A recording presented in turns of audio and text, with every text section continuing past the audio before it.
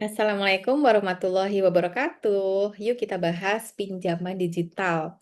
Saat ini ya teman-teman ya, banyak sekali platform yang memungkinkan kita untuk pinjam uang berhutang dengan mudah secara online. Nah, ini kita mesti hati-hati nih. Kita sebagai muslim, kan kita diajarkan ya untuk kita menjauhi riba.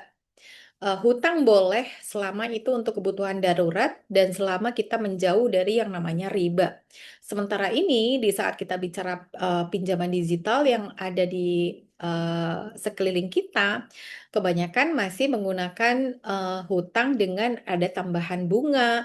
Berarti apa? Berarti ada riba di sana ya. Dan ini yang harus kita hati-hati, pilih-pilih lembaga jasa keuangan yang hanya memberikan, pembiayaan syariah. Dan yang kedua, terlepas sudah ada fasilitas, kita mesti lihat-lihat dulu nih keperluan hutang ini untuk apa. Karena hutang itu secara syariat kan memang boleh, tapi untuk apa dulu nih? Dan banyak sekali teman-teman kalau kita bicara mengenai hutang, banyak sekali pesan-pesan dari Rasulullah Shallallahu Alaihi Wasallam mengenai untuk kita berhati-hati untuk hutang.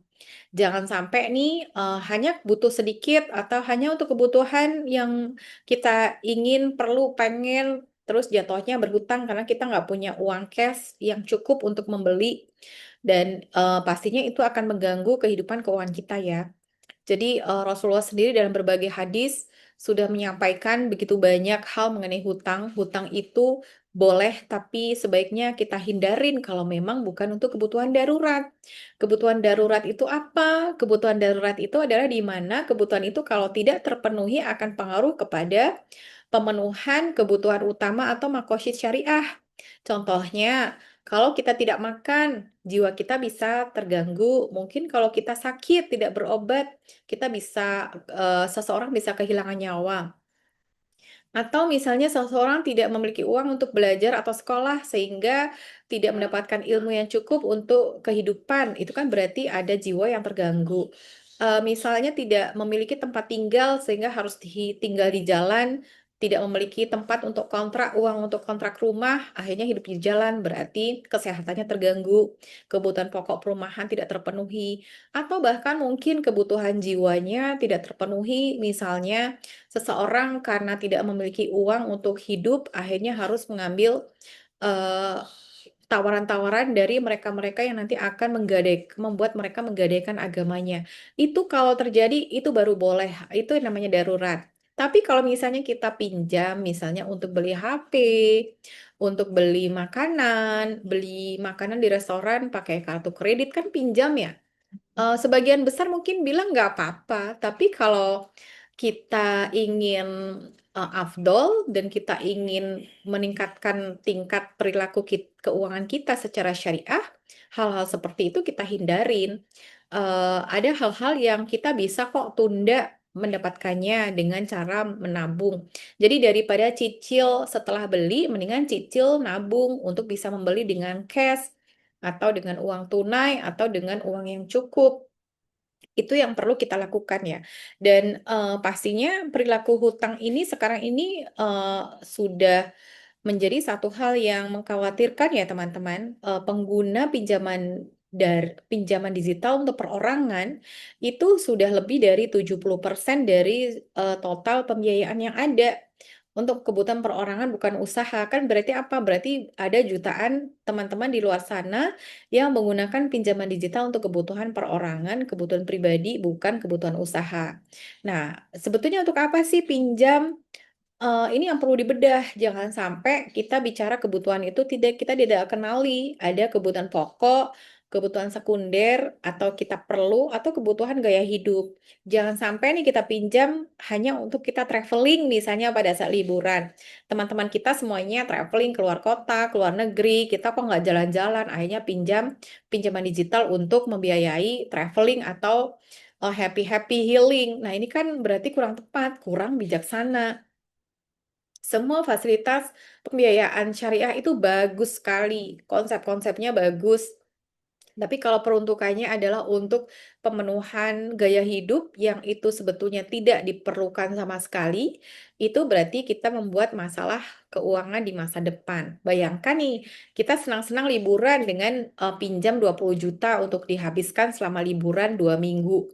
Setelah itu kita nyicilnya 6 bulan. Kebayang ya, happy-happynya cuma 2 minggu, susahnya 6 bulan. Ini nggak dirasakan atau tidak dimaknai banyak orang sebagai satu bentuk, masalah karena dianggap hutang itu biasa, nyicil itu biasa. Kalau banyak, financial planner bilang boleh kok utang sampai maksimal 30% dari penghasilan. Buat saya hutang kalau bisa 0%. Karena hutang itu membuka kepada pintu, hati kita tidak tenang, pikiran nggak tenang, dan kita nggak akan tahu apakah Allah selalu beri kita kemampuan untuk membayar cicilan atau melunasi. Dan kita harus pikirkan juga, kadang kita ngerasa kita perlu sesuatu untuk merasa cukup. Padahal sebetulnya kita sudah cukup nih dengan kondisi yang sekarang ada. Misalnya teman-teman sudah punya motor, terus pengen beli mobil. Atau sudah punya satu mobil, pengen beli dua. Karena mungkin merasa butuh dua, akhirnya pinjamlah untuk beli mobil yang kedua. Apakah ini perlu?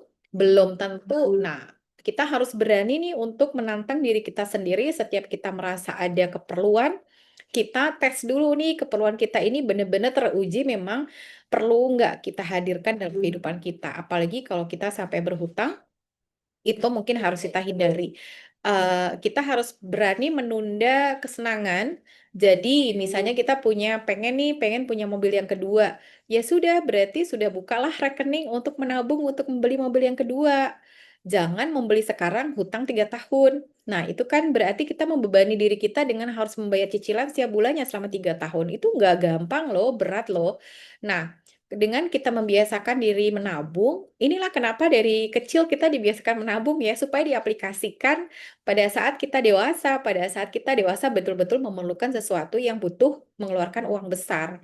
Nah, banyak juga yang berpikir ya lebih enak nyicil lah dari depan barangnya udah langsung kita bisa pakai. Nah, kalau kita kembalikan lagi ke konteks hutang dalam Islam, kita sebagai Muslim, gimana coba kalau misalnya teman-teman hari ini berhutang untuk membeli mobil sehari setelah pinjam untuk beli mobil, tiba-tiba teman dipanggil Allah Subhanahu wa Ta'ala. Akhirnya ada hutang ratusan juta yang harus ditanggung keluarga. Dan pada saat kita meninggal, pada saat berhutang, itu ada hadis yang menyebutkan bahwa jiwanya bisa tidak tenang tuh, tidak berada di antara bumi dan langit, dan itu yang kita tidak inginkan ya, kita kan ingin damai dunia akhirat. Jadi, stop untuk,